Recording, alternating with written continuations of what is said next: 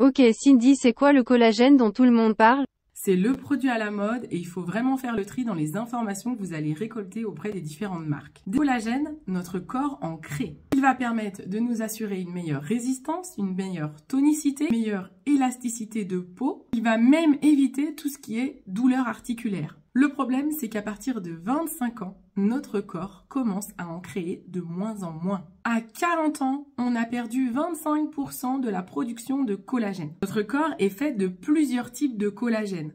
On retient 3 principaux types. Le type 1, c'est une molécule qu'on retrouve au niveau de la peau, des tendons et des os. Le type 2, au niveau des cartilages. Le type 3, au niveau des muscles et vaisseaux sanguins. Il faut savoir que le corps ne peut en assimiler que 2 grammes par jour. Et selon ce qu'on veut cibler, peau, os ou articulation, les dosages vont être différents. Ensuite, dans le choix du collagène, il est important de connaître son poids moléculaire. Le collagène que l'on va aller récupérer chez les animaux, principalement les poissons, c'est du collagène marin, peut être sous forme de molécules qu'il va falloir casser pour pouvoir permettre au corps de l'assimiler. Plus cette molécule est fragmentée, plus elle sera facile à assimiler. Ça s'appelle les daltons. Plus le nombre de daltons est faible, plus votre collagène sera de qualité. Vous avez le collagène dit vegan. Ça, c'est du marketing, ça n'existe pas. Ce sont en fait des boosters de collagène, mais ce n'est pas réellement du collagène. Ça sert pas à grand chose. Enfin, sachez que le collagène en complément alimentaire, vous pouvez le prendre sous forme de gélules,